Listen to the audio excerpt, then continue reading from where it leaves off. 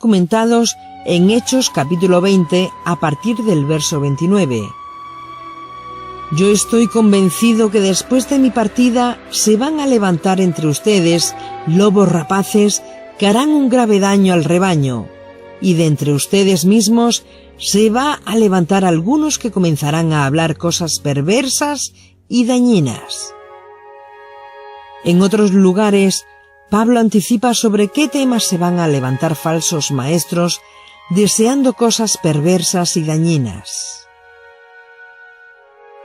Y él dice, enseñarán de otro Jesús y enseñarán de otro espíritu.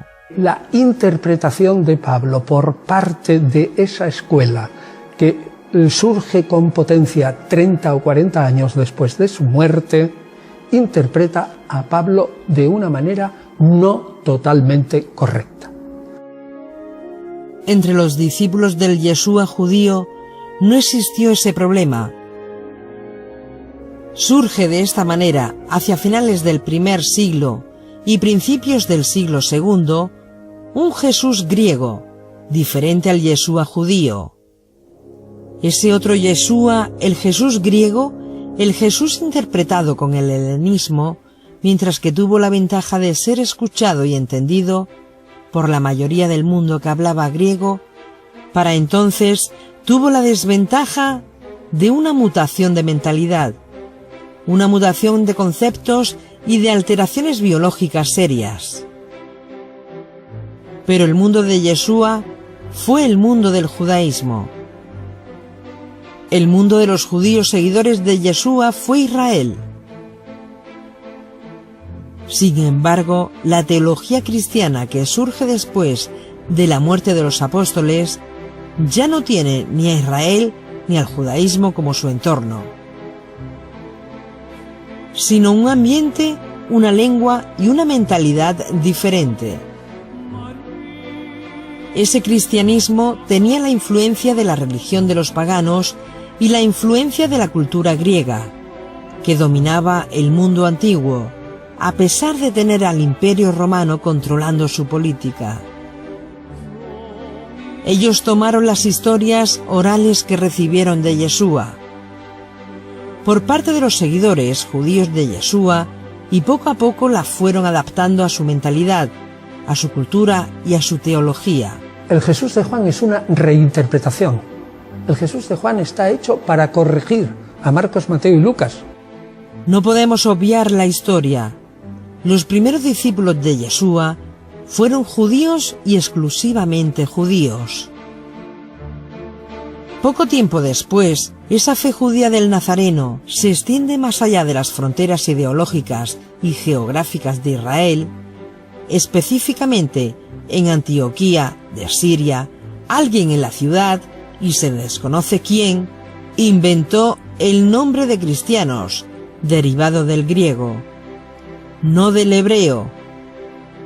Eran creyentes de origen no judío, que se unieron a la comunidad judía creyente en Yeshua como el Mesías, pero que tenían una mentalidad helenista, no hebrea. Cuando los judíos desaparecen del escenario histórico, identificable en la comunidad judía del Nazareno por las persecuciones romanas, por las masacres, es eso que hoy día llamamos antisemitismo. Se produjo contra todas las formas de judaísmo que existían en aquella época. Las sinagogas que habían recibido de los creyentes judíos en Yeshua la información teológica se vacía de judíos. Cuando ya no hubo judíos en las sinagogas, los creyentes no judíos construyeron su propio destino. Muertos los apóstoles y muertos los estudiantes de los apóstoles, los nuevos líderes del movimiento cristiano, que habían surgido paralelamente con la comunidad judía creyente en Yeshua, comienzan a escribir homilías, comienzan a escribir cartas a las nuevas comunidades cristianas, que no hablaron hebreo, sino griego, para aconsejar a los nuevos fieles de los diferentes problemas que se iban presentando socialmente en cualquier comunidad. Sucede entonces que la inmensa mayoría de esos escritores consideraron apropiado apoyarse en la autoridad de algún maestro judío fallecido, especialmente el rabino Pablo de Tarso, como también de Pedro, de Santiago, y escribían cartas atribuyéndolas a esos maestros judíos fallecidos para darle autoridad requerida para que fueran seguidas sus instrucciones. Y al hacerlo así, los nuevos maestros cristianos creían estar haciendo un gran bien y creían estar haciendo un gran honor a los maestros judíos fallecidos. En los evangelios los autores son anónimos, no sabemos quiénes son, pero tienen que ser discípulos de los apóstoles de segunda o tercera generación. Pero, ¿qué ocurrió? Lo que ocurrió es que fueron añadiendo cosas y añadiendo ideas que no eran para nada las enseñanzas de los apóstoles judíos. El Evangelio de Marcos acaba en el versículo 8 del capítulo 16 y acaba de una manera muy abrupta, y lo que se le añade es desde el versículo 8 hasta el 20.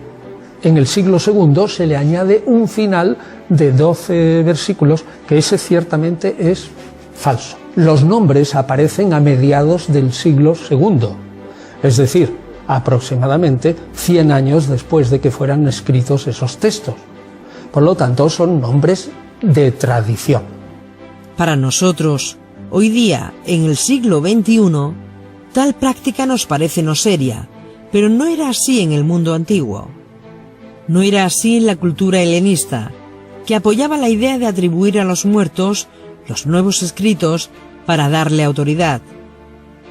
Por eso es que tenemos, por ejemplo, escritos seculares atribuidos a Pitágoras, que no lo escribió Pitágoras. Tenemos escritos atribuidos a Platón, que no los escribió Platón.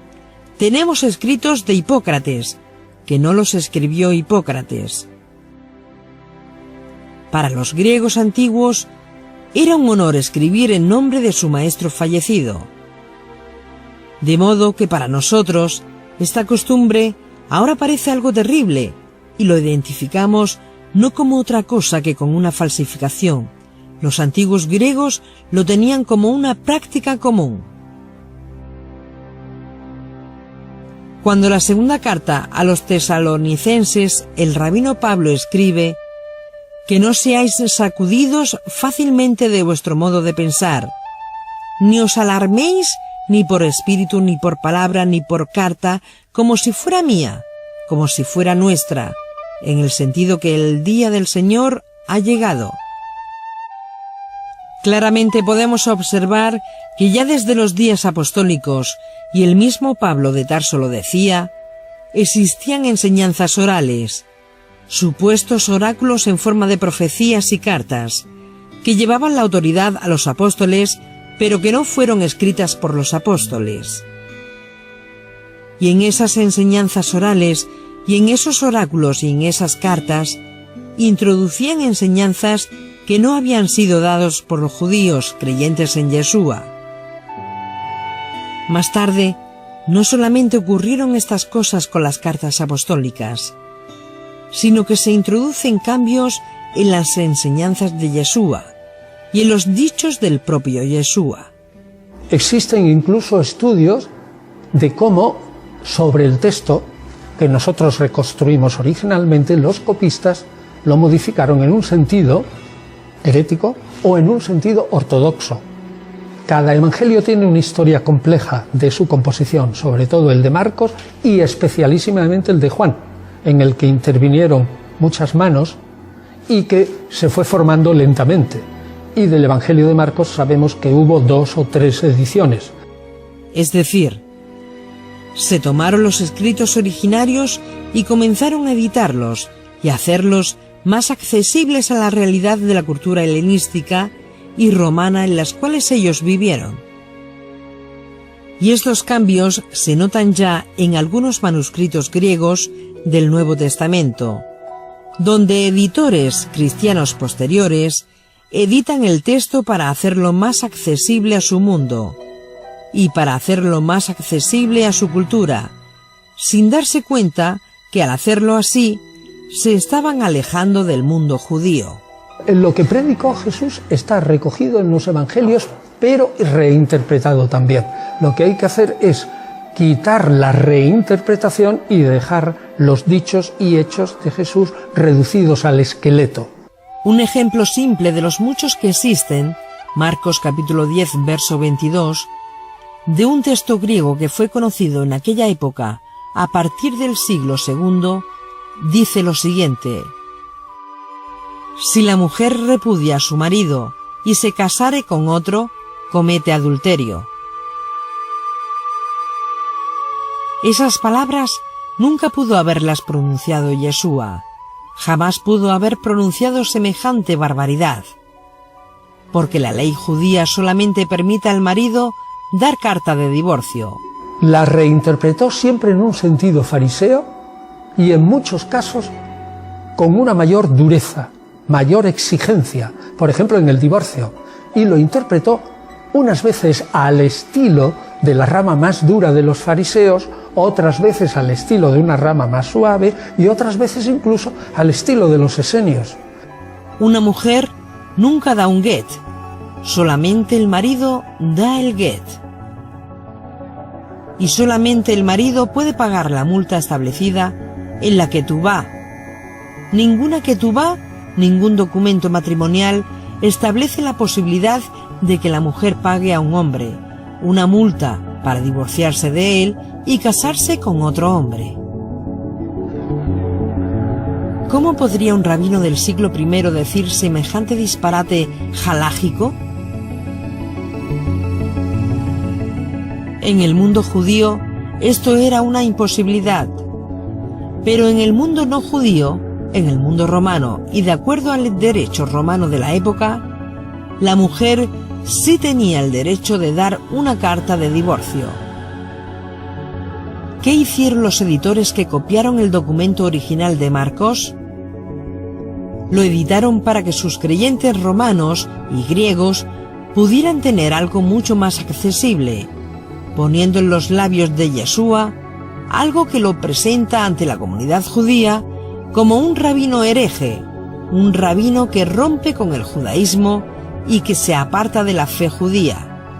Mucho más acorde con lo que creemos la verdad histórica y la reconstrucción del Jesús histórico, pensar en un Jesús totalmente observante, totalmente judío, totalmente apegado a la ley, maestro de la ley, que jamás quebró la ley, ni siquiera quebrantó el sábado.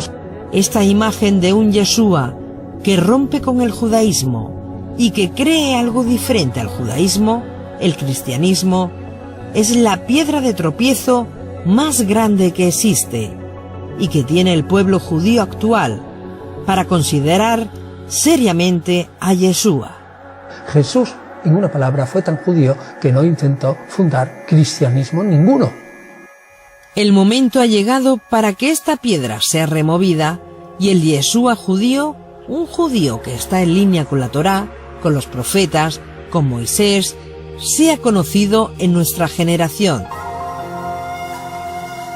Y como el mismo Yeshua dijo, yo si fuera levantado, a todos voy a traer a mí mismo. Lo mismo pasa con la idea de Jesucristo como fundador del cristianismo. Pero nada más lejos de la verdad histórica, los creyentes de origen no judío fueron los que crearon eso que se conoce históricamente como la Iglesia o cristianismo. Algo totalmente impensable en la mente del rabino Yeshua o en la mente del rabino de Saúl o Pablo de Tarso. Decirle a los judíos que por creer en Mesías ya pueden dejar de ser judíos es absurdo para el Pablo auténtico. El Jesús transmitido y recordado en griego es un Jesús no original, un Jesús reinterpretado, repensado y reescrito.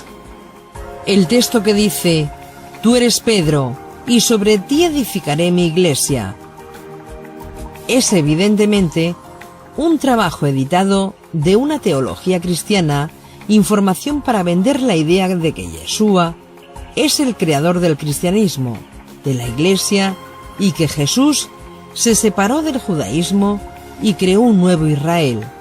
Cada evangelio tiene una historia compleja de su composición, sobre todo el de Marcos y especialísimamente el de Juan, en el que intervinieron muchas manos y que se fue formando lentamente. Y del evangelio de Marcos sabemos que hubo 2 o 3 ediciones, pero una vez que eso se fijaron a finales del siglo I, a lo mejor el evangelio de Juan tardó unos 30 años en formarse y componerse, pero una vez que se empezó a editar en público ya no cambió. Cuando los rabinos del siglo II en adelante se encontraron con esta teología cristiana ya separada del judaísmo, lógicamente vieron en Yeshua un hereje. Nunca podría alguien aspirante a ser el Mesías de Israel hacer una cosa tan horrenda como esa.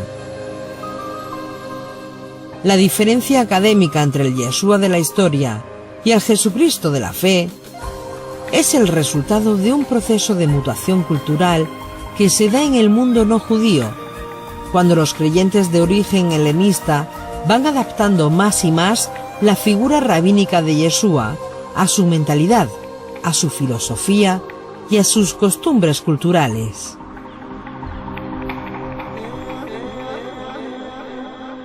Que un rabino del primer siglo enseñara que iba a crear una comunidad diferente a la de Israel, que iba a crear un pueblo diferente al de Israel, con una fe distinta a la de Israel, es completamente impensable. Eso sería una horrenda idea inconcebible para el judaísmo. Tal concepto o idea hubiese sido carne de cañón para comienzo del movimiento de los primeros apóstoles e incluso para el mismo Yeshua.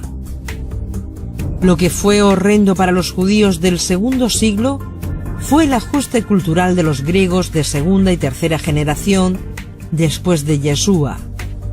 Y eso es lo que la moderna investigación paulina está poniendo de relieve, esa distinción, que Pablo sigue siendo judío y nunca rompe con el judaísmo, nunca quebranta el judaísmo, nunca funda, digamos, una religión nueva, sino lo único que le dice a los paganos: vais a creer en Cristo, pero seguís siendo paganos, no sois judíos. Una cosa es ahora mismo las religiones, digamos, de las masas, y otra cosa es lo que se enseña sobre la religión, el cristianismo, el Antiguo y el Nuevo Testamento en las universidades, tanto protestantes, católicas, ortodoxas y judías. En líneas generales, lo único que se busca es la historia. Y en líneas generales, salvo algunos, digamos, muy recalcitrantes, que intentan defender unos puntos, digamos, la virginidad de María o algunas cosas de este estilo, que intentan defenderlo a capa y espada, en líneas generales se va logrando entre los estudiosos, lo cual no quiere decir que llegue al pueblo todavía, una imagen de Jesús con una serie de puntos en la que normalmente están casi todos de acuerdo. Y esa imagen concuerda más con el Jesús judío que con cualquier otra.